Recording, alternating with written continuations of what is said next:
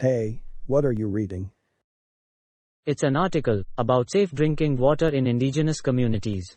It says there are 61 communities in Canada that still don't have safe drinking water.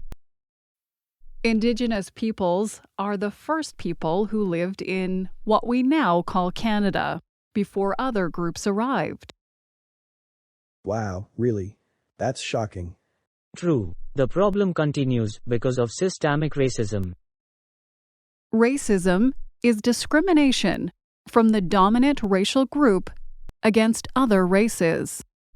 Systemic racism is the unfair treatment of a group of people based on their race within systems like courts, politics, and healthcare. Racism often begins with stereotypes. A stereotype is mistakenly thinking that all members of a group have the same characteristic. One example of a stereotype is that all Asian people are good at math. It is true that some Asians are good at math, but not all of them are.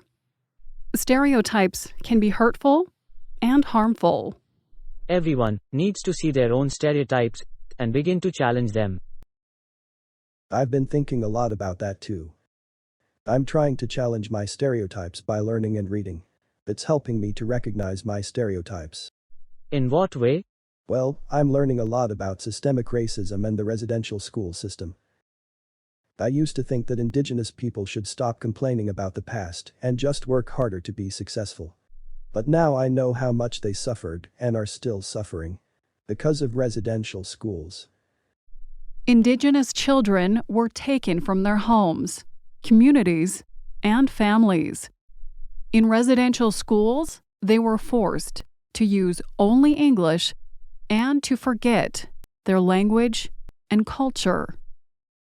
Indigenous people who went to the schools, their children and their children's children, are still suffering. My opinions were wrong. I didn't understand the history or the impact on the future generations. I want to learn more about that history. The problems that Indigenous peoples face come from a long and tragic history defined by racism. It has nothing to do with hard work.